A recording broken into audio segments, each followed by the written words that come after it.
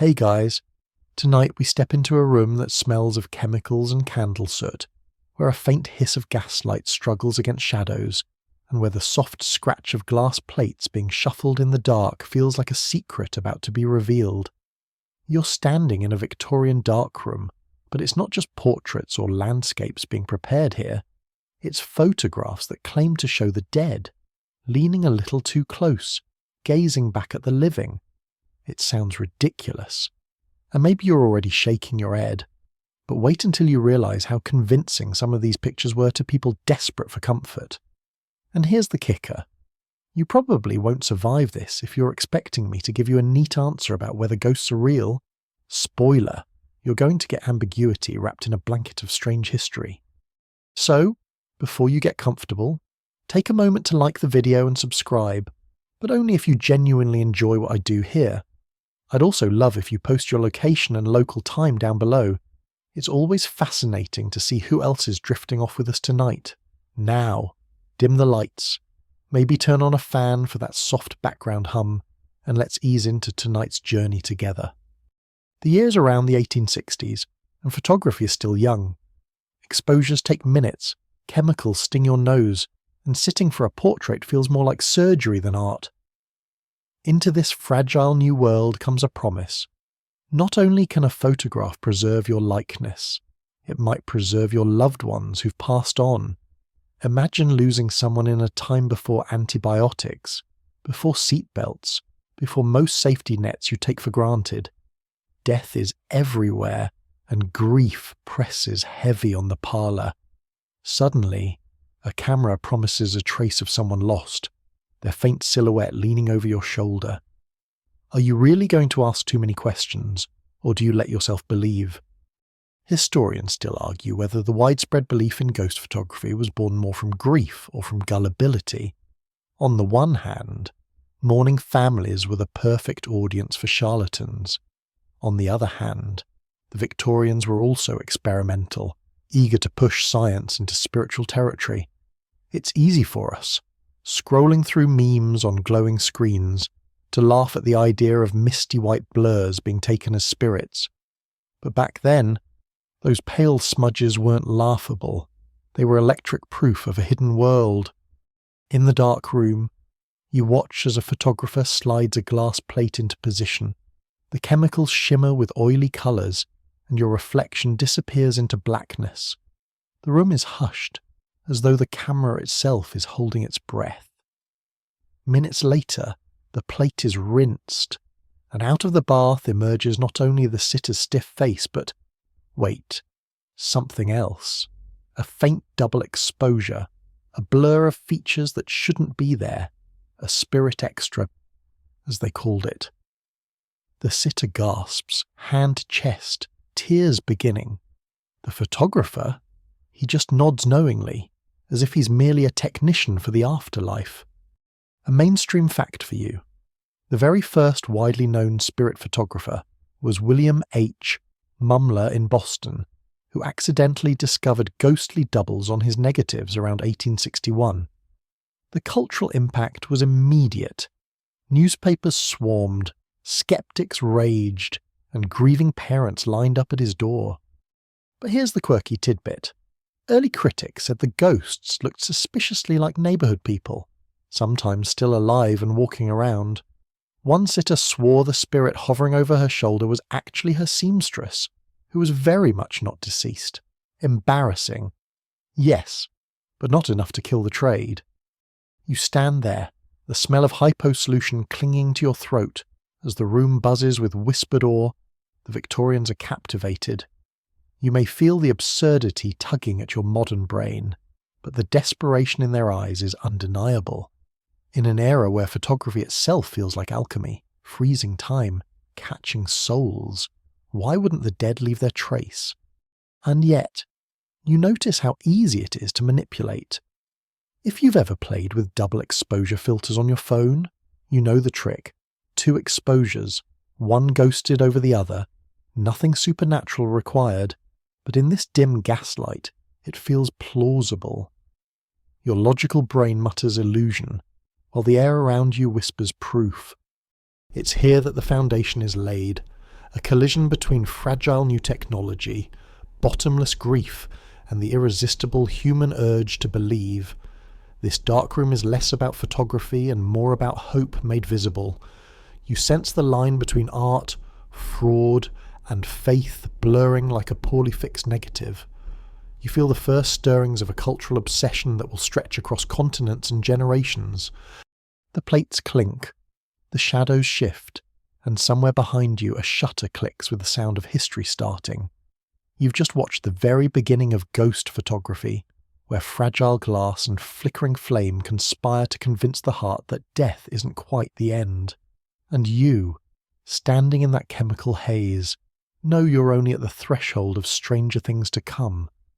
You shuffle out of that chemical-smelling Boston darkroom and into the cramped but buzzing studio of William H.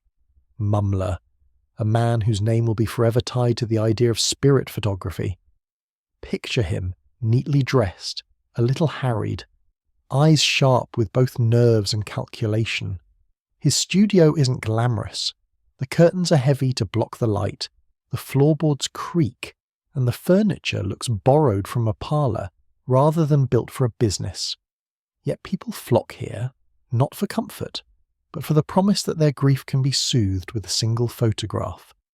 Mumler first stumbled into his gift in 1861. The story goes that he was tinkering with plates when, alongside the sitter's face, another ghostly image appeared.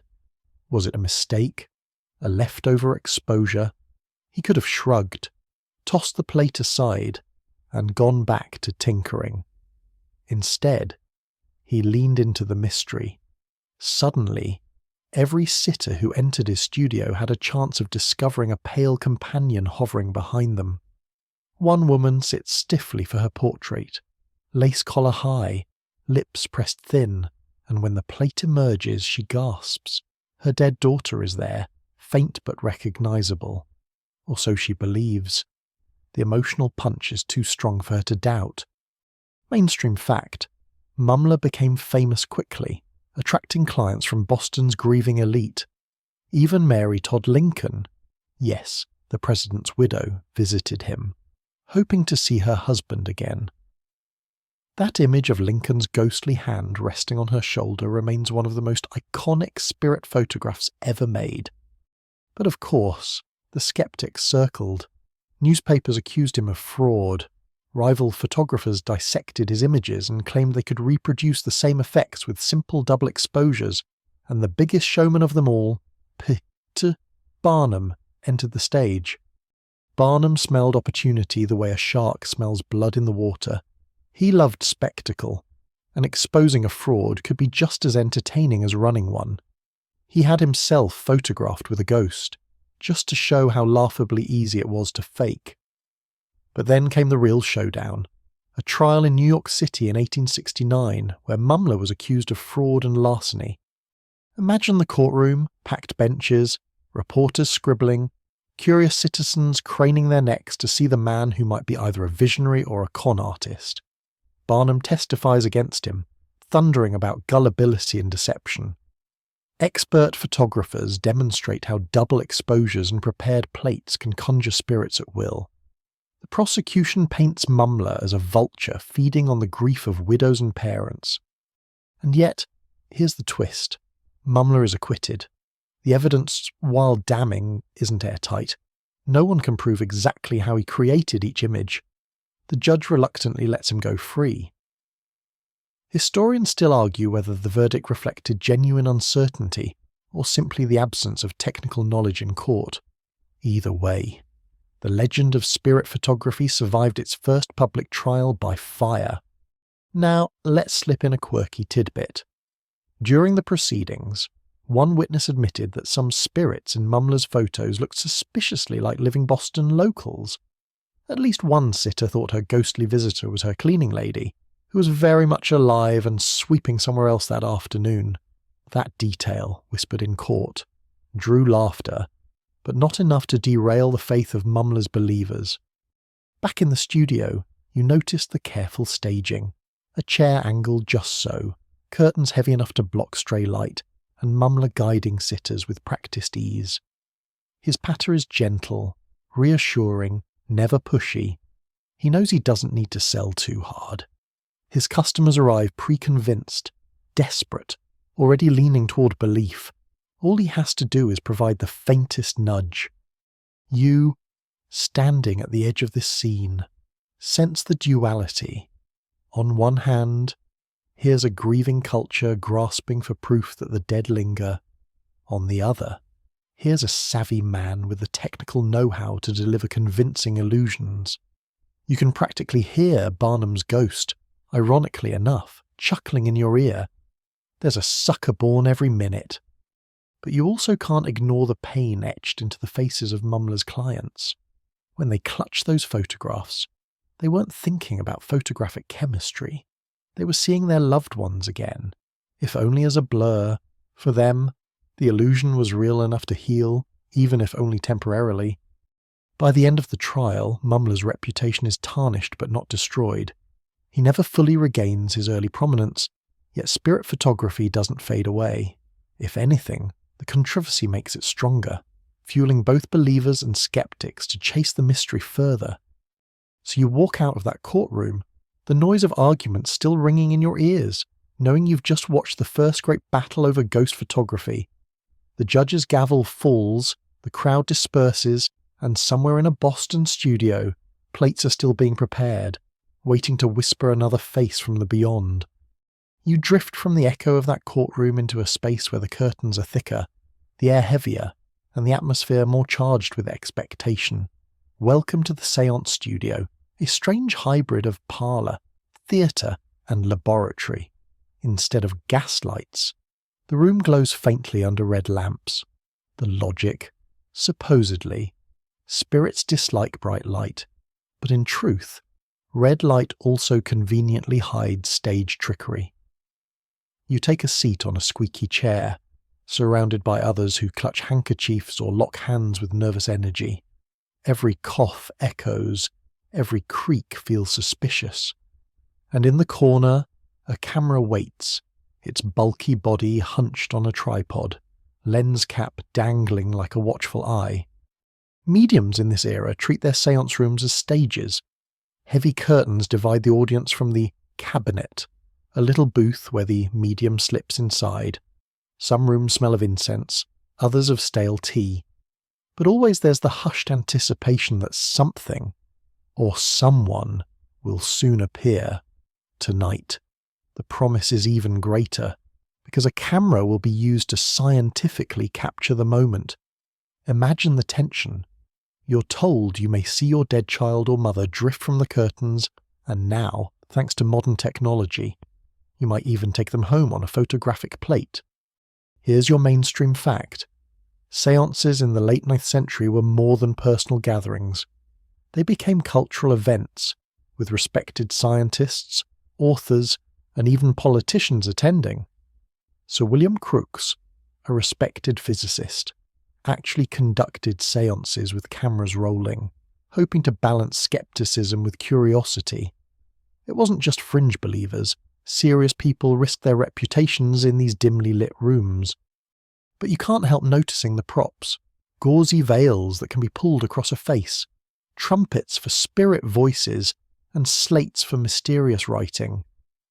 A faint cough from the cabinet, a hand stretching just beyond the curtain. It's all choreographed. Then comes the photographer, stepping forward, adjusting the plate, and declaring the moment is right. A flash of magnesium powder blinds you. The air burns with acrid smoke, and for a heartbeat, the scene looks chaotic enough for anything to happen. When the plate is developed, sure enough, there's the sitter, and beside them, a faint figure, sometimes looking suspiciously like a double of the medium, sometimes just a blur of fabric. Historians still argue whether these photographic seances were more about genuine belief or the thrill of theatre. Were sitters secretly in on the performance, enjoying the drama while pretending to suspend disbelief? Or were they truly convinced they'd brushed shoulders with the beyond? Now for a quirky tidbit, some seance photographers used long exposures under red light so that while the living sitters remained relatively still, an accomplice could slip into the frame, pose, and then vanish. The result? A faint, ghostly impression caught in silver nitrate. Clever, yes, but also risky. If the accomplice sneezed or bumped into a chair, the illusion was ruined. You glance around the séance room and notice how the group mood amplifies the effect. One person gasps, and suddenly everyone leans forward, convinced they too see something moving in the corner.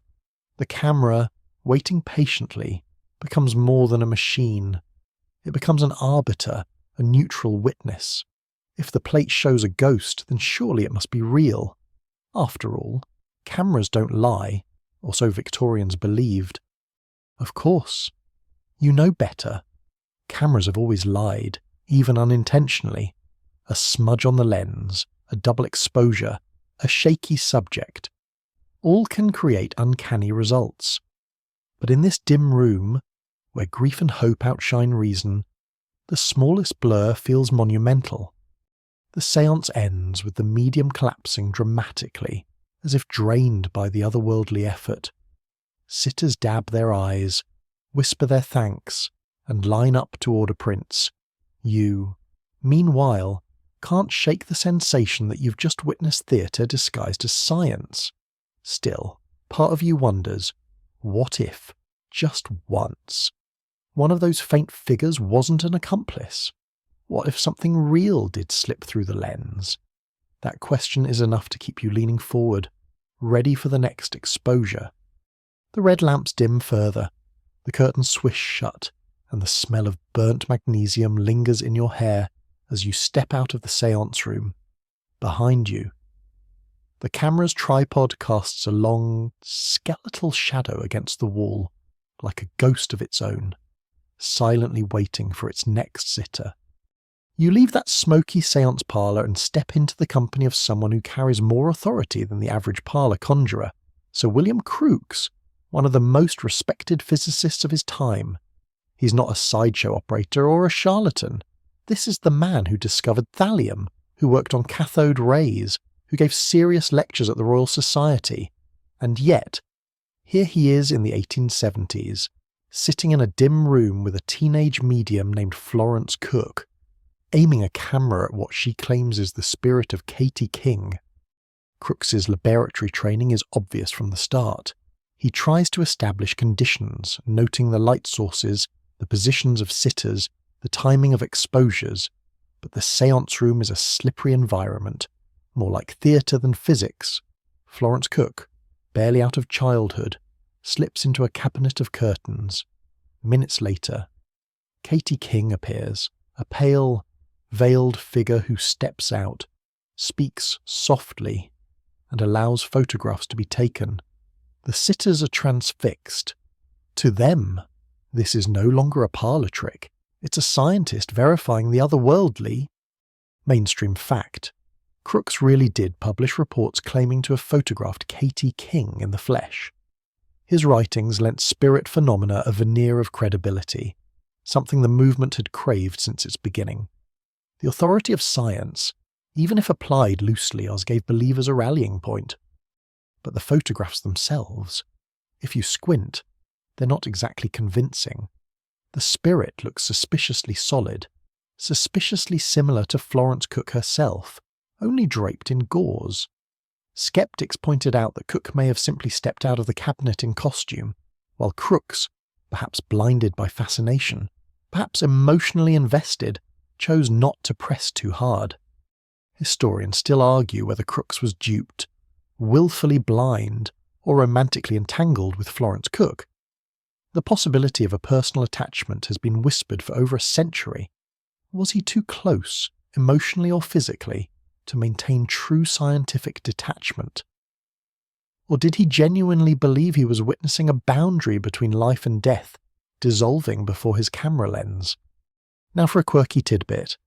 In some of these sessions, Katie King allowed herself to be touched, even weighed, as if to prove her physicality. Yet every test seemed conveniently inconclusive.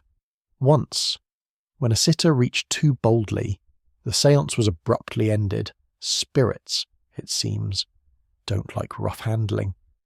You picture the camera flashing, the plate developing, And the moment of reveal, a faint female form beside the medium, her features ghostly but familiar. Crooks presents the photographs as evidence, and newspapers publish them with breathless commentary. To the believers, this is vindication. To the skeptics, it's laughable. But to you, standing on the edge of that séance room, it's fascinating. A scientist choosing faith over rigor, opening himself up to accusations that dogged him for years. There's a quiet irony here. Crooks, who demanded precision in his chemical experiments, seems almost careless when dealing with mediums. Instead of locking down conditions, he allowed Florence Cook to vanish behind curtains, emerge as Katie King, and slip back again. Instead of strict controls, he relied on observation coloured by anticipation. The photographic plates, though real, captured exactly what the medium staged. And yet, there's also something very human in Crooks's approach. Maybe he wasn't entirely fooled. Maybe he simply wanted to believe, to flirt with mystery, to feel the thrill of brushing against something beyond science. After all, even the most rational mind can be seduced by wonder. The session closes with Florence collapsing, drained, as Katie King retreats into nothing. Crooks dutifully writes notes, arranges his photographs, and prepares to defend them. Around him, whispers swirl, admiration, ridicule, envy. You leave the room with a strange mix of sympathy and skepticism. Crooks wasn't a fraud in the Barnum sense. He wasn't selling tickets to a cheap trick. But in letting Florence Cook lead him, he blurred the line between scientific inquiry and wishful thinking. As you step into the cool night air outside his séance chamber, you carry with you the faint image of Katie King, half solid, half smoke, forever haunting the boundary between credibility and doubt, and you realize that once science opens its door to spirits, it's very hard to close it again. The memory of Crooks and his veiled Katie King follows you like a shadow as you walk onward, into another dim chamber where something altogether stranger is being staged. Tonight, the camera isn't meant to catch a faint figure leaning at your shoulder. It's meant to capture ectoplasm, the so-called physical stuff of the spirit world. The word alone sounds unsettling, like something sticky you'd rather not touch. And honestly, you probably wouldn't want to. The room reeks of chemicals and candle smoke, but there's another smell too. Damp cloth, old fabric, something unpleasantly organic. The medium sits in a high-back chair, trembling, breathing in short gasps as the circle waits. The camera sits on its tripod, lens wide open, ready to seize the moment. Suddenly the medium arches, mouth open, and from her lips begins to ooze a pale stream of fabric-like material. It spills down her chin and chest, trailing across her lap. The sitters gasp. The photographer leans in, steadying the exposure. The plate, when developed, shows a gauzy substance that looks like mist but folds like cloth. The believers murmur, ectoplasm. Mainstream fact. Ectoplasm was a major feature of late 19th and early 20th century séances. Mediums claimed it was a tangible manifestation of spirit energy, flowing from their bodies under trance. Scientists, of course, were deeply skeptical, but photographs of these sessions circulated widely, lending the material a strange credibility. And now the quirky tidbit. When skeptics finally got their hands on samples of ectoplasm, they often found cheesecloth, muslin, egg whites, or even regurgitated paper soaked in starch. Yes, some mediums literally stuffed fabric into their mouths and then pulled it out mid-trance. Not exactly supernatural, unless your idea of the afterlife involves laundry. Historians still argue whether the sitters truly believed the fabric was alive with spiritual energy, or whether many of them simply chose not to look too closely. After all, no one wanted to be the one to ruin the atmosphere by pointing out that ectoplasm still had sewing hems visible. The camera became essential to this spectacle. Unlike a fleeting séance vision, ectoplasm could be frozen on a plate, its gauzy streams winding across the sitter's lap or even shaping into crude faces. Some photos show spirit guides, with features suspiciously resembling cutouts from magazines, pasted into folds of cloth. Yet for grieving believers, the very absurdity seemed to prove authenticity. Who, after all, would fake something so strange? You watch as the magnesium flash goes off, filling the room with smoke. For a few moments your vision swims, and in the blur you almost convince yourself you see the ectoplasm moving, pulsing like a living thing. When your sight clears, the medium slumps forward, exhausted. Helpers rush in with smelling salts. The sitters applaud softly, as though the fragile thread between life and death might snap if they clap too loud.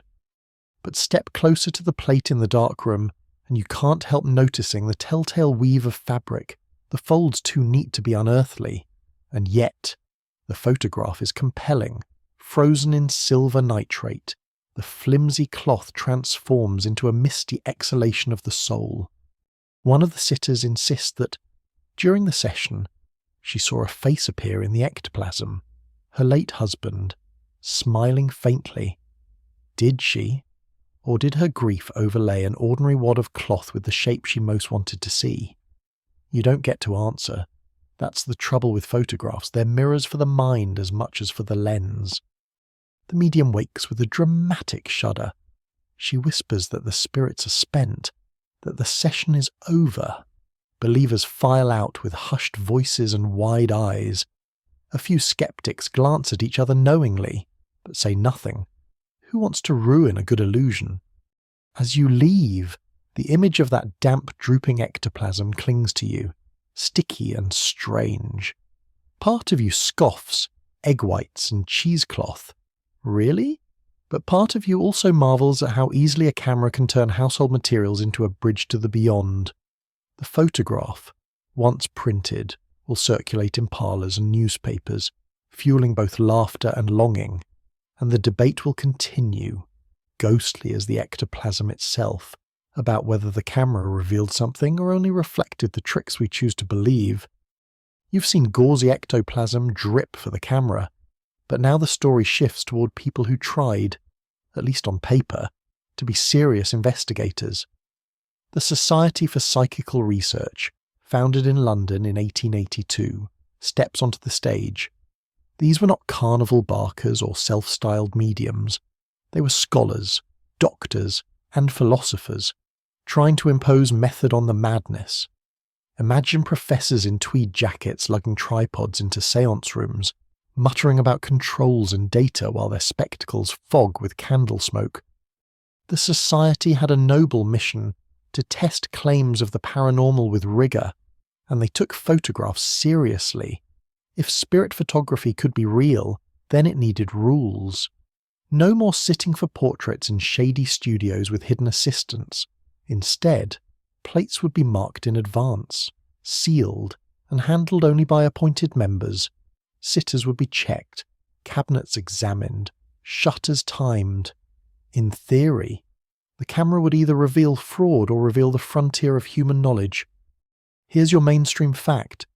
Members of the Society for Psychical Research did, in fact, conduct controlled tests on mediums and spirit photographers.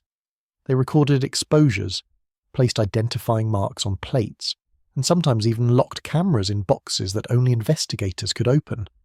They hoped these measures would force genuine phenomena, if it existed, to shine through, stripped of trickery. And here's a quirky tidbit. Some investigators actually used wax seals on plate holders, much like sealing a love letter. If the seal was intact after development, it was supposed to prove no tampering had occurred. In one famous case, the seal was intact, yet the plate still showed a ghost. You can imagine the heated arguments that followed, as if Sherlock Holmes had walked into a locked room mystery and still found a dead body inside.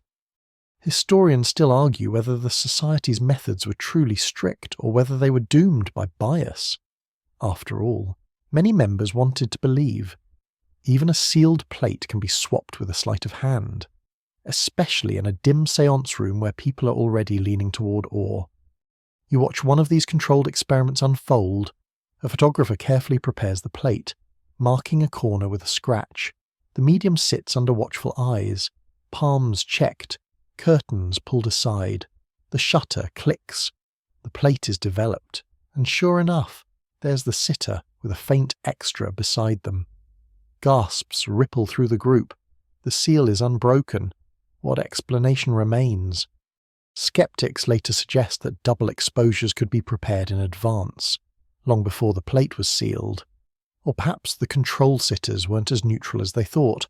One might have been sympathetic to the medium, willing to look away at the critical moment. Still, for the believers in that room, the ghost image is evidence strong enough to publish. You can feel the tension in the air, like a courtroom where both defense and prosecution have damning arguments. The photographs circulate, hailed in some quarters as groundbreaking, mocked in others as gullible. The society itself becomes divided. Some members resign, unwilling to stake their careers on such dubious experiments. Others double down, convinced that if even one photograph is real, then the world is stranger than science admits. The most striking part isn't the photographs themselves, it's the seriousness. Imagine scholars debating ectoplasm as though it were chemical vapour, weighing the folds of cheesecloth like mineral samples. You see the absurdity, but you also see the yearning, the desperate attempt to bring order to mystery, to hold the supernatural accountable to logic. The session ends with careful notes scribbled, plates locked away, and reports drafted. No one is satisfied. Skeptics call the results sloppy. Believers insist fraud can't explain everything. You leave the room with your head buzzing, aware that this is the crossroads. Photography, once an unquestioned witness, has become a contested battlefield. And as you step out into the foggy London street, you realise that the real ghost haunting these photographs isn't the pale blur on the plate. It's the human need to see patterns in shadows, to believe that even the sealed and measured world of science can still crack open just enough for the dead to slip through. The story shifts again, this time across the Atlantic. By the early 1900s, the craze for spirit photographs had jumped from Britain to America, where it mingled with a new breed of travelling photographers and showmen. Imagine small-town studios with painted backdrops of curtains and columns, advertising not just portraits, but spiritual consultations. Customers walked in hoping to glimpse their dead children, mothers or husbands returned from war. One of the most infamous names here is William Hope, a British medium whose work circulated internationally. His crew circle of photographers became famous for producing ghost images on command. Sitters would enter, pose for a seemingly ordinary portrait, and later receive a print with a faint figure hovering behind them. Sometimes it was clearly a stock image lifted from magazines or other photos. Other times, it was an unrecognisable blur, but the sitter would insist they knew who it was. Here's the mainstream fact. William Hope was investigated multiple times, and in 1922, famed magician and skeptic Harry Price caught him red-handed. Price secretly marked Hope's photographic plates, and when the ghost images appeared on the finished photos, the marks had vanished. This meant Hope had swapped the plates during the session. The evidence was clear, and the Society for Psychical Research condemned him. But here's the strange part. Hope's popularity increased after his exposure. Famous believers, including author Sir Arthur Conan Doyle, defended him passionately. Doyle accused skeptics of a smear campaign, insisting that even if Hope sometimes faked images, his work still contained genuine spirit phenomena. He went so far as to publish a pamphlet titled The Case for Spirit Photography, urging people not to lose faith because of one man's tricks. You see the irony. The very man best known for creating Sherlock Holmes, the supreme champion of logic, was defending blurry photographs as proof of ghosts.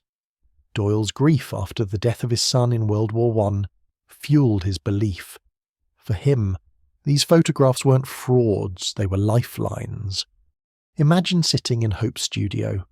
The camera stands ready, a polished wooden box on 3 legs. The room smells of chemicals and velvet drapes. You pose stiffly in the chair. The shutter snaps. Later, you lean over the developer's tray as the image emerges. There's your own face, but behind you, faint and pale, is a second figure. A woman's head, tilted as if whispering. Your heart hammers. Fraud or not, the shock is real. Historians point out that the success of spirit photography didn't depend on technical skill. Most ghosts were crude, transparent blobs, repeated stock images, or clearly pasted cutouts. Yet the sitters rarely cared. They brought their own interpretations, their own longing. If the blur resembled their lost brother, then it was their brother. If it didn't, they decided the spirit was unwilling to show itself clearly. Either way, belief triumphed. You realise something important here. Spirit photography wasn't just a business.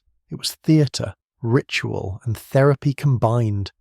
Sitting for a ghost portrait gave people a structured way to grieve, a ritual to summon hope from a world that felt empty. Fraud or not, the process worked emotionally.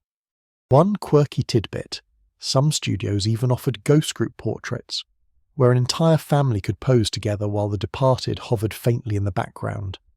These prints were cherished and framed, hung on parlour walls as if the family were still whole. For visitors, the ghost was as much a part of the household as the living. As you imagine these images, you feel the strange mingling of tenderness and trickery.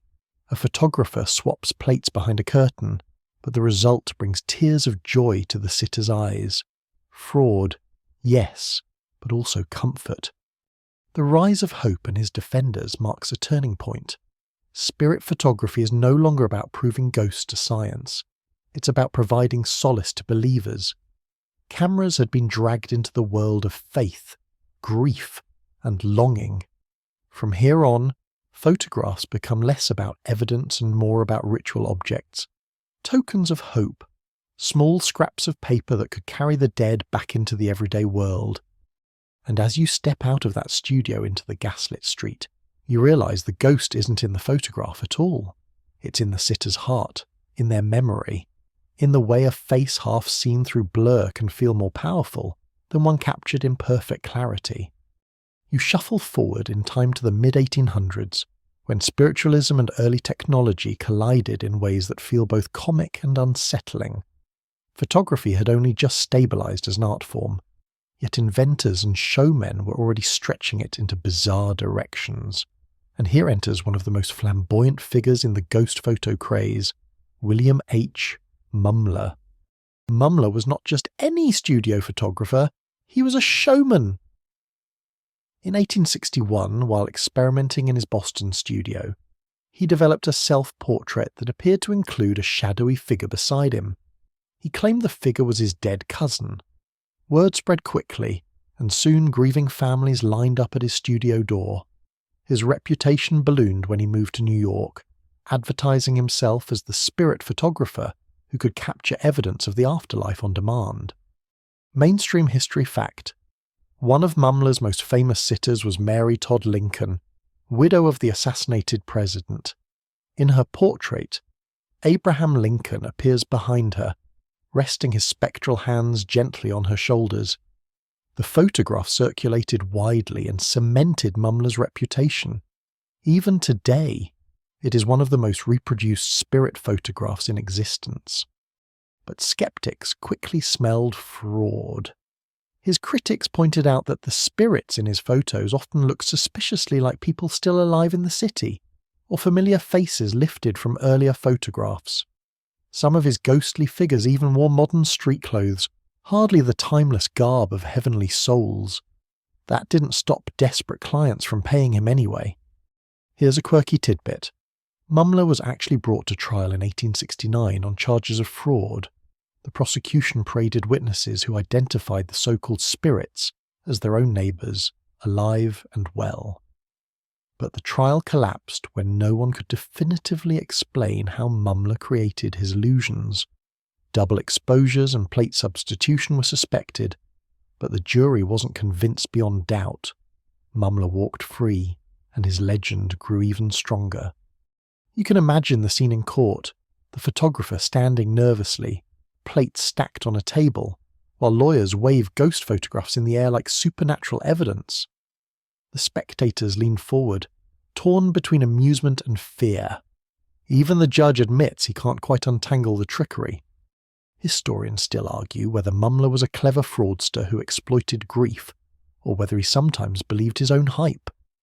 Some researchers suggest that the first spirit image he made might have been an honest accident, an old plate reused, a ghostly residue appearing by mistake. From that accident, an empire of illusion was born.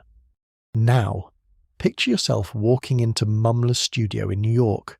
The smell of developer fluid stings your nose. You sit rigid in a chair, adjusting your hair for the long exposure. The camera's black bellows loom in front of you, like a mechanical monster preparing to swallow your soul. The shutter opens, time freezes for 20 seconds. You're told not to move, not even to breathe too heavily. Later, as the print is revealed, you see it, your own figure solid and heavy, and behind you, faint but distinct, the hovering shape of your dead father. A shiver runs down your arms. Rationally, you know the image could be faked. Emotionally, you don't care. This is the paradox of spirit photography. Skepticism could shout, but grief always whispered louder. And here's a small joke tucked into the margins of history. Critics quipped that Mumler's ghosts were surprisingly well dressed for the afterlife, and apparently kept up with fashion trends. If spirits had tailors, Mumler was their chief advertiser. As spirit photography grew, other copycats sprang up, many with less finesse. Travelling photographers offered ghost portraits at fairs, sometimes with laughably obvious pasted cutouts. Families still bought them, framing them in parlors where visitors pretended not to notice the crooked edges. By now, the pattern is clear. Every fraud accusation only fueled curiosity. Each scandal added more drama, and the market thrived on drama. Mumler may not have convinced science, but he did convince thousands of grieving customers who carried his photographs as if they were holy relics. As you drift from the courtroom whispers to the crowded studio parlors, you feel how deeply photography was tied to longing in this era. Technology was supposed to prove the invisible. Cameras became seance machines, and every accidental blur or double exposure became an argument that the veil between worlds was thin. And so you step back into the lamplit street, carrying in your pocket a photograph where your eyes look weary, your shoulders droop, and behind you, whether trick, accident, or miracle, a pale figure waits, silent, watching. The scene now shifts to Paris, where another flavour of spirit photography emerges, more artistic and theatrical than in Boston or London. By the 1890s, the French fascination with the supernatural was intertwined with the Belle Époque. Salons, cafes, and glittering theatres hummed with conversation about ghosts, psychic powers, and mysterious visions. Photography was no longer just a technical trick. It was an art form, and some photographers treated spirit images as both entertainment and social commentary. Imagine a studio tucked along a narrow gaslit street. Velvet drapes hang from the ceiling, mingling with faint smoke from incense. The photographer, a tall man with a neatly trimmed beard, gestures to a chair for you. He explains that the camera captures not only your likeness, but also traces of your emotional aura. The concept is alluring, even if it makes no scientific sense. He's serious, yet theatrical, every instruction delivered in measured French tones, every gesture precise. Mainstream fact: French spirit photographers, including Édouard Isidore Bouguer, were internationally famous during the 1870s and 1880s. Bouguer was eventually exposed as a fraud when investigators found that he staged ghost images with cardboard cutouts, hidden wires, and double exposures. Still, his prints circulated widely, influencing both believers and curious skeptics across Europe. Quirky tidbit: Bouguer's trickery was elaborate. He even claimed that the spirits were delicate and might not appear if the sitter laughed or sneezed, effectively controlling the environment with spiritual rules. One newspaper reported a family so terrified of angering the ghost that they rehearsed proper behaviour before the session. Historians still argue whether these European spirit photographers were primarily motivated by profit, personal belief, or a mix of both. Some, like Bouguer, seem obvious con artists. Others genuinely believe they were capturing traces of the departed, blending imagination with emerging technology. You sit patiently as the photographer prepares the camera, a wooden box bristling with gears and polished glass. The shutter clicks, and in the faint red glow of a magnesium lamp, a blur begins to emerge on the plate. The figure is ethereal, draped in flowing white, face indistinct. You squint, leaning closer. Is it a trick of shadows, or something else? The room feels hushed, almost sacred. Here's a humorous aside. One visitor claimed that in a Bouguer photograph, the ghost looked exactly like her hairdresser, leading to polite murmurs of embarrassment and a quick promise to keep the spirits fashionable. The idea that ghosts might care about hairstyles made the session almost endearing. You watch as the photograph develops. The sitter in the chair is solid, clear, alive. Behind them, a haze forms, a whirling apparition that could be fabric, smoke, or pure imagination. The room holds its collective breath. Some gasp, some whisper prayers. Some skeptics smirk quietly, noting the folds of gauze, the angle of the light, the faint suggestion of a prop. You realise the artistry of French spirit photography is different from the raw, grief-driven approach in Boston.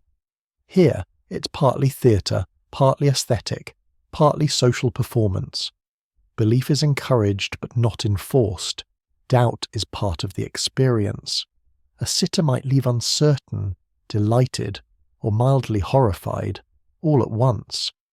By the end of the session, you feel as if you've glimpsed a space between photography and imagination, where shadows become proof and light becomes illusion.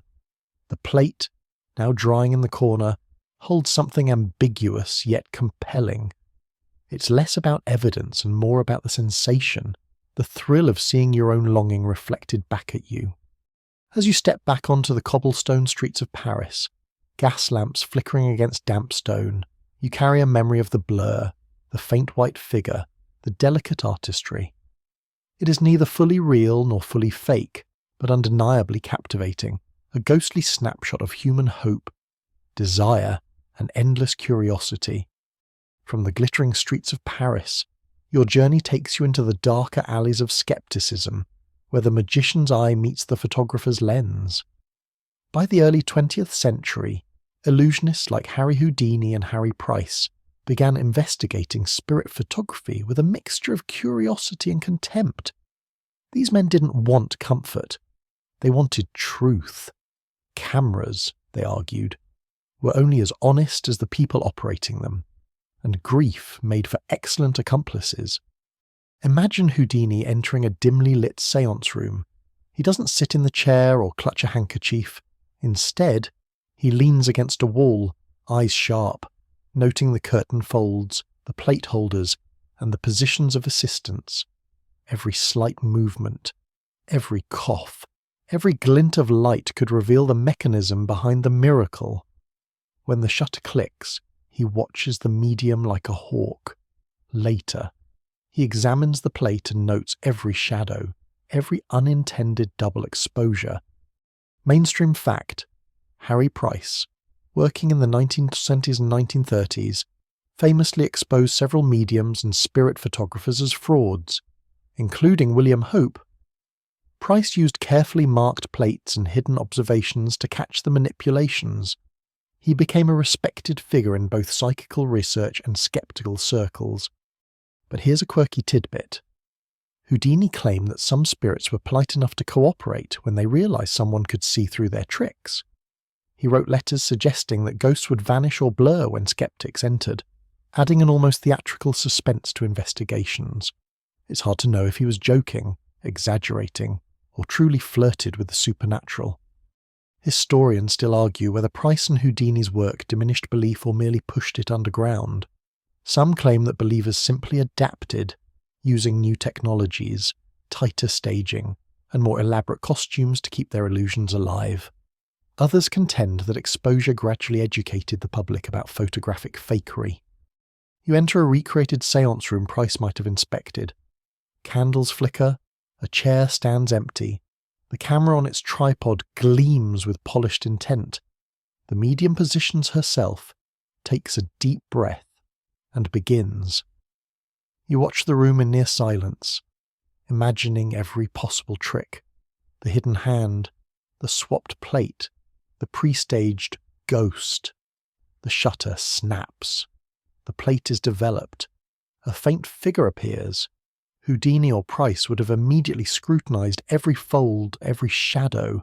You squint, trying to catch the evidence of deception. And then comes the human element. The sitters gasp. They see a face in the blur, a form behind the chair. Rationally, you know it could be fabricated. Emotionally, the effect is undeniable. Even the experts, as meticulous as they are, cannot completely erase the thrill of a faint image that might be real. Quirky aside, one photograph supposedly captured a medium with two figures behind her, one human, one ghost. Upon closer inspection, the ghost turned out to be a cat that had jumped onto a stool. Witnesses were too mesmerized to notice the meow or the twitching tail. By the session's end, the room hums with tension and curiosity. Price or Houdini might have packed up, noting the tricks and preparing their reports, while sitters carry away the lingering possibility of contact with the dead. It's a delicate balance, exposing fraud without killing wonder entirely. You leave the room feeling the duality at the heart of spirit photography. It is both an art of deception and a canvas for grief, a place where cameras record not only light but longing. And as you step back into the streets, the blur of shadows in your mind feels as real as the figures on the photographic plates, haunting you with the question, what is trick and what is truth? Your exploration of spirit photography now drifts into a quieter, more experimental corner of history, private laboratories and small-town studios where ambition met eccentricity. Not every photographer had the showmanship of Mumler or the celebrity of Bugay. Some were quiet inventors, curious men and women who approached the phenomenon almost scientifically, hoping to use light, chemicals, and optics to catch spirits in a repeatable way. Picture a dimly lit attic in the English countryside. The photographer is hunched over a camera larger than a coffin, lenses polished to a reflective sheen. Plates are carefully cleaned and stored. A medium sits on a chair, pale and trembling. Each exposure is methodical. Lighting adjusted, shutter opened precisely for 10 seconds, chemical solution ready in the darkroom. In theory, this is science, a controlled experiment designed to separate trickery from truth. Mainstream fact. Several minor photographers, particularly in England and Germany, experimented with long exposure techniques to try and capture invisible energies. Some were inspired by Crookes' methods, others by the growing interest in spiritualism across Europe. These small experiments often went unpublished, known only to a few curious minds. Quirky tidbit. One English experimenter claimed that if you whispered the name of the deceased repeatedly during the exposure, the ghost would become more visible on the plate. He even created charts to record which names produced the clearest images. You can imagine the absurdity, ghosts responding to something as mundane as a spoken name. Yet some participants swore by it. Historians still argue whether these techniques were ever taken seriously by the broader scientific community. Many contemporaries dismissed them as fanciful, but for a few, the pursuit was a genuine attempt to expand human knowledge. In a world where X-rays were newly discovered and the boundaries of physics were expanding, why not spirits too? You watch as the photographer develops a plate, eyes straining in the dim red light. Slowly, an image appears, the sitter in the foreground, and behind them, a faint, ghostly outline. It is subtle, almost imperceptible, yet the room gasps. Even without dramatic drapes or gauzy veils, the effect is unsettling. It's as if the camera has become a microscope not for bacteria, but for souls. Here's a small joke tucked in. One experimenter, after weeks of failed exposures, reportedly muttered that the spirits must be camera-shy and considered taking up cinema instead. The room holds a tension between science and spectacle. Every shadow, every flicker of the red lamp is examined. Is that a double exposure, a hair on the plate, or something else entirely? The medium shivers, hands trembling, caught between exhaustion and anticipation. For a fleeting moment, the boundaries of reality feel thin. By the session's end, the plate is developed and carefully stored. The photograph is small, barely noticeable in its ghostly subtleties, yet for the participants, it holds enormous meaning. This is what spirit photography often delivered, not clarity, but suggestion, an invitation for belief. And as you step out into the damp evening, you realize something. These minor experiments, even when almost laughably obscure, contribute to the larger story. They reflect the human desire to make contact, to quantify the unquantifiable, and to peer into the unseen with whatever tools, camera, chemical, or imagination, are at hand. Even the faintest blur becomes a mirror of longing, a whisper of the unknown captured in silver nitrate. The journey now brings you to the era when spirit photography begins to intersect with modern psychology, a curious meeting of grief, perception, and technology. By the 1920s and 1930s, many mediums and photographers were being scrutinized not just by magicians, but by psychologists, psychiatrists, and experimental researchers. The goal was no longer simply to expose fraud. It was to understand why people believed they saw ghosts on plates, why the mind could fill in shadows with the familiar shapes of the deceased. Imagine sitting in a laboratory rather than a parlor. The room smells of formaldehyde, ink, and chemical developers. A camera rests on a tripod, meticulously aligned. The medium is calm but observed from every angle. A psychologist takes notes on the sitter's posture, expressions, and whispered reactions. Long exposures are used again, but this time the focus isn't purely on the ghostly figure. It's on the reaction of the human subject. How the mind perceives the barely visible becomes the true experiment. Mainstream fact. Researchers like Joseph Jastrow and G. Stanley Hall began studying seances and spirit photography as psychological phenomena, noting that grief, expectation, and suggestion could create vivid perceptions of the supernatural. Experiments demonstrated that faint blurs or vague images were often interpreted by sitters as specific, meaningful figures, shaped by their own desires and memories. Quirky tidbit.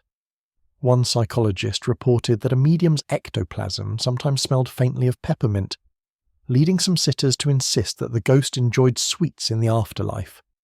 Whether this was deliberate misdirection or subconscious association is uncertain, but it illustrates how small cues could dramatically influence perception. Historians still argue whether these studies debunked spirit photography entirely or simply reframed it. The photographs could still exist, but understanding why they were compelling to viewers made outright fraud less central to the story. Humans could be deceived without anyone consciously tricking them. You watch a session unfold. A young woman sits, staring at the camera, fingers tightly clasped. The medium extends her arms, and a faint blur seems to rise behind the sitter. The psychologist leans in, murmuring notes, pupil dilation, micro-expressions, slight tremors in the hands. The image develops. It is indistinct, yet the sitter gasps. She swears it is her late father, leaning protectively over her shoulder. A small joke slips into your thoughts. The ghost seems to have better posture than the sitter herself, standing straighter, shoulders squared, perhaps critiquing her stance from beyond. The session demonstrates the interplay between expectation and interpretation, even without obvious trickery. Faint images, blurs, shadows, folds of fabric are enough to convince the grieving or imaginative observer. The camera has become a tool, not for objective proof, but for exploring human perception, grief, and longing. By the end of the session, you realize that psychology has quietly reshaped the conversation. Spirit photography is no longer only about deceit or the supernatural. It is about why humans see what they want to see. The ghosts in the plates may be illusions, yes, but the emotional truth they carry is undeniable. As you leave the laboratory, the scent of chemicals lingers, and the faint glow of the developed plates seems to hover in your vision. For the first time, you understand that the camera did more than capture light. It captured hope, memory, and the ineffable, all folded in faint blurs that haunted both mind and heart. By now, you've drifted far from the smoke-filled parlors and city studios into the quiet tension of early 20th century scientific debates. Spirit photography begins to intertwine with emerging technologies, X-rays, infrared light, and other forms of invisible imaging that promise to reveal what the human eye cannot perceive. The allure of capturing the unseen becomes irresistible, and some experimenters try to combine these new tools with the old obsession, photographing spirits. Picture a laboratory lined with heavy curtains, tables cluttered with lenses, plates, and small boxes emitting faint glows. A medium is positioned carefully, hands resting on a velvet-covered armrest. A camera designed for long exposures looms in front of her, its mechanical parts clicking and whirring. This isn't just an artistic studio, it's a technological experiment. The operators believe that if ghosts exist, their essence might respond differently to new wavelengths of light. Mainstream fact, early attempts to use X-rays, ultraviolet, and infrared for spirit photography were recorded, though they produced ambiguous results. Photographers sometimes reported faint shapes appearing only under certain exposures or lighting conditions. While modern science dismisses these as technical artifacts, at the time they created serious excitement among some experimenters. Quirky tidbit. One technician insisted that spirits could be coaxed into visibility by playing music during exposures, particularly piano melodies or hymns. Some plates showed faint smudges coinciding with the crescendo of the music. Others simply captured a vibrating curtain or an unsteady hand, but to the believers, it was evidence of interaction. Historians still argue whether these experiments were genuine attempts at technological breakthroughs or elaborate self-deceptions fueled by wishful thinking. Were experimenters simply fooled by optical artifacts, or did they sincerely believe that they were recording the presence of spirits? You observe a session. The camera clicks for a prolonged exposure. The medium remains still, eyes closed, while a faint phosphorescent glow seems to shimmer behind her. The plate is removed in near darkness, developed with the meticulous care of a chemist. Slowly, an image emerges, the medium herself, seated, with a subtle ghostly outline rising behind her shoulders. Is it a trick of light, a flaw in the emulsion, or something else entirely? You feel the same mixture of awe and skepticism that has threaded through every scene you've witnessed. A small joke comes to mind. One technician noted that some infrared ghosts resembled office clerks with bowler hats. He speculated that the spirits might have taken a liking to modern fashion, proof that even the dead are not immune to trends. By the end of the session, the researchers confer quietly. They debate the origins of the faint shapes, the possible interference of equipment, and whether emotion or grief could influence the images. Yet for the sitters, the photographs are convincing enough. They clutch the plates like talismans, proof that loved ones linger just beyond ordinary perception. As you step out into the cool evening air, the faint hum of experimental machinery fades behind you. You carry with you the realization that spirit photography had evolved alongside science itself, constantly testing boundaries, sometimes exposing fraud, sometimes creating wonder, and always revealing as much about human longing as about the mysterious world it claimed to capture. Your journey now drifts into the post-World War I era, when grief and loss create a fertile ground for spirit photography in a society reeling from trauma. Millions of families mourned soldiers, relatives, and friends, and the urge to reconnect with the dead fueled both legitimate study and opportunistic trickery. Photography, already established as a technology capable of capturing truth, becomes a vessel for hope. Picture a small studio in London, candles flickering against soot-stained walls. Families arrive clutching photographs of lost loved ones, hoping to see them once more in silver nitrate. A medium arranges their hands delicately, lighting is adjusted, and the shutter clicks. The plate develops slowly, revealing a faint figure hovering behind a grieving mother, arms slightly extended. The family gasps, tears pooling quietly. For them, the photograph is not entertainment or fraud, it is communion. Mainstream fact: during the 1920s and 1930s, spirit photography enjoyed a resurgence, particularly in Europe and North America, as a response to collective grief after World War I. Bereaved families sought comfort, and both mediums and skeptical investigators documented a sharp increase in séance attendance and photographic commissions. Quirky tidbit: some studios offered what were called double séances, where two sittings were taken on the same day to ensure that if the spirit didn't appear once, it could be encouraged to show on the second plate. It became a sort of paranormal quality control. Some families even requested music or incense adjustments, believing the right combination could attract the spirit to the camera. Historians still argue whether this surge in spirit photography represents a genuine interest in the afterlife, or whether it's primarily a psychological response to mass trauma. Were the images capturing something beyond life, or simply the human desire to see the deceased reflected back at them? You watch a session unfold. The medium speaks softly, repeating names of lost children, parents, or spouses. The photographer's hands are steady as he opens the shutter. Shadows bend, candle flames flicker, and a faint shape emerges behind the sitter. The family leans forward, instinctively recognizing features that may or may not be there. Your eyes struggle to determine if it's a clever trick, a fold of curtain, or something more.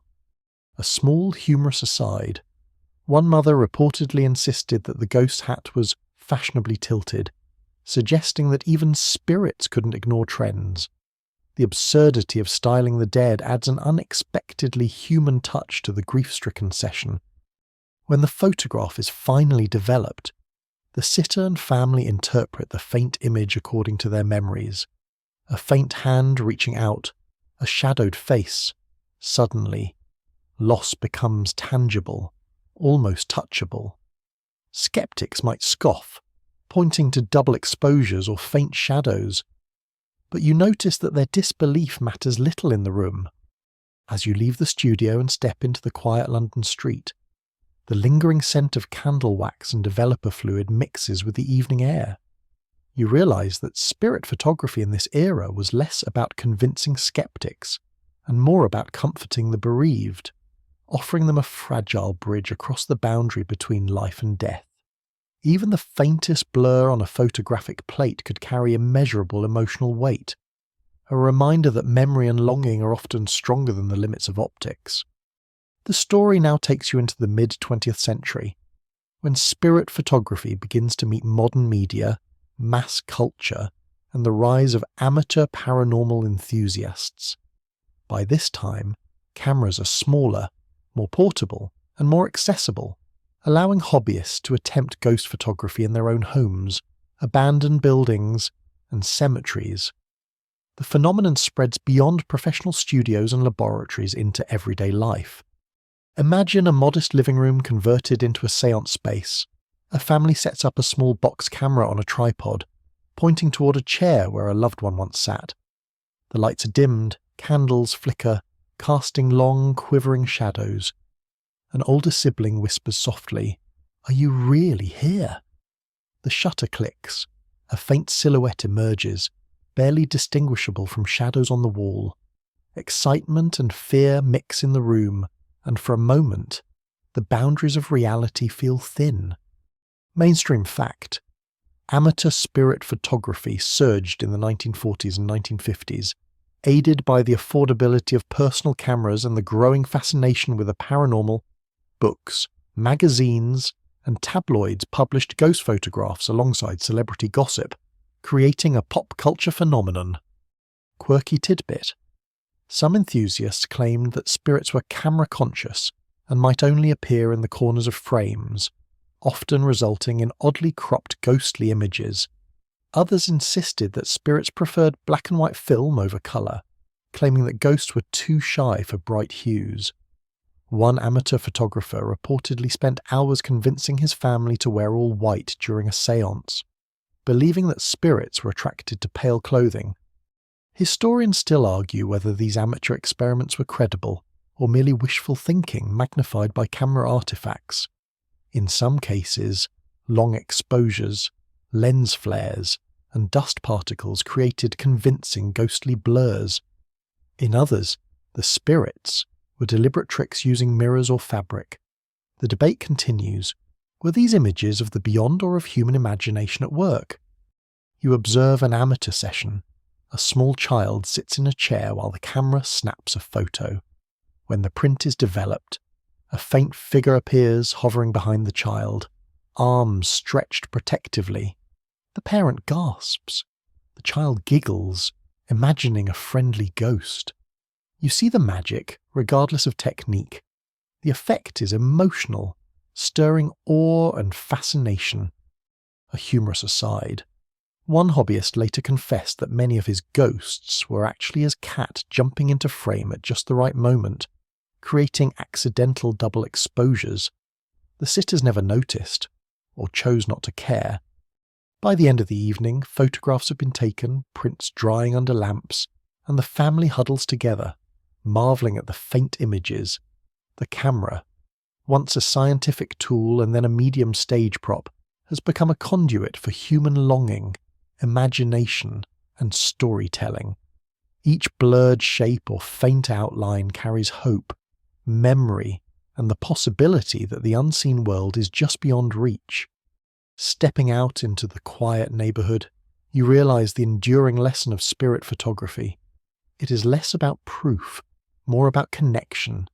Every plate, every exposure, every faint blur is a testament to the human desire to hold on to the ones we have lost, to give form to absence, and to glimpse, however fleetingly, a presence that words cannot capture. Your journey now arrives at the contemporary echoes of spirit photography, a place where technology, skepticism, and fascination collide.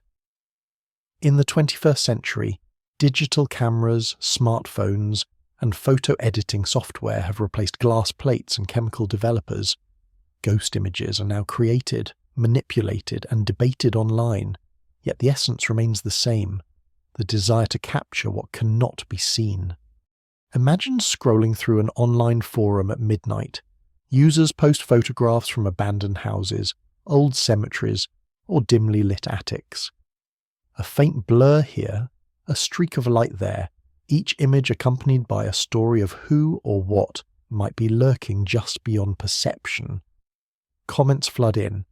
Skeptics explain lens flare or dust particles. Believers insist the images are unmistakable evidence of spirits. The thrill of uncertainty is universal, unchanged from the first shaky plate photographs in Victorian London. Mainstream fact: digital spirit photography is widespread today, particularly on social media platforms and paranormal blogs. Investigators often analyze such images using software, looking for pixel anomalies, reflections, and motion blur to explain or debunk purported ghosts. Despite technological advances, public fascination with the supernatural endures. Quirky tidbit: some enthusiasts insist that ghost images can appear only in digital photos taken at exactly 3:33 a.m. The witching hour of Wi-Fi. As one blogger jokingly notes, others claim that changing filters, exposure, or angles can summon spirits into visibility. A few even stage entire seances in front of webcams, broadcasting faint blurs in real time to audiences around the globe. Historians still argue whether contemporary spirit photography is a natural evolution of human imagination or a cultural obsession fueled by digital tools. Some scholars see continuity with the past.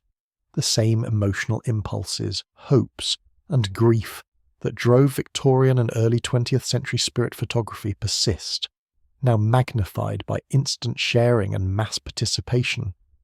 You explore an abandoned mansion, camera in hand. The floorboards creak beneath your feet. Cobwebs cling to chandeliers. The faint scent of decay lingers. A long exposure captures the room in soft grayscale. When the image is reviewed, a faint outline appears near a window, perhaps a shadow, perhaps something else. You feel a tingle, a whisper of recognition that connects you to the centuries of people who looked at blurry plates and gasped in awe. A subtle joke drifts through your mind. One popular online ghost hunter admitted that half the images of spirits in his collection were his own dog walking past the camera. His followers didn't mind. The thrill was in the mystery, not in verification. By now, you notice the same pattern repeated across time. The camera, whether glass plate or digital sensor, has always been a tool for hope, imagination, and reflection. Each blur is less an answer and more an invitation, a question posed in silver or pixels. Are we alone? Or is there something lingering just beyond our sight? As you step away from the glow of your laptop screen, the night around you feels alive with possibility. The echoes of Mumler, Bugay, Hope, Price, and countless anonymous experimenters seem to whisper, reminding you that spirit photography is not merely a record of light, but a chronicle of longing, memory, and human curiosity that stretches across centuries. You understand now that the ghosts captured on plates, film, and digital sensors are not only those of the dead, they are the living echoes of grief, hope, and imagination itself.